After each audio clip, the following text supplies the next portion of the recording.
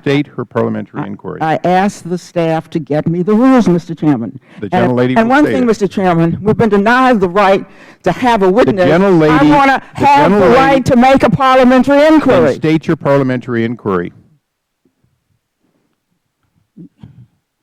Now, the rule that I am citing, Mr. Chairman, is a rule of the committee, Rule 2, and it states, and I am quoting, that every member of the committee shall be provided with a memorandum at least 3 calendar days before each meeting or hearing explaining the names, titles, background, and reasons for the appearance of any witnesses. Last night at 4:59 p.m., committee members were sent a notice that invited 2 additional Republican witnesses for today's hearing. This notice was less than 24 hours before this morning's hearings, and therefore your actions have violated Rule 2, which requires a minimum of 3 days' notice to give committee members adequate time to prepare for the hearing.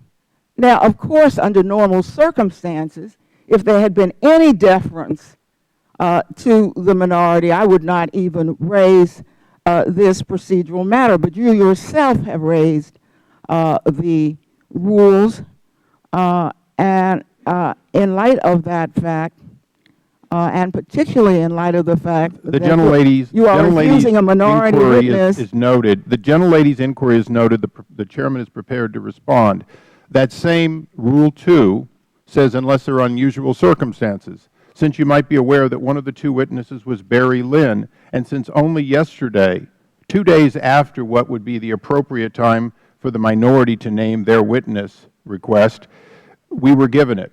With the short notice, final schedule was determined based on the unusual circumstances of the minority not in a timely fashion submitting any valid request for any witnesses, even though on a daily basis, actually multiple times per day, the majority requested that.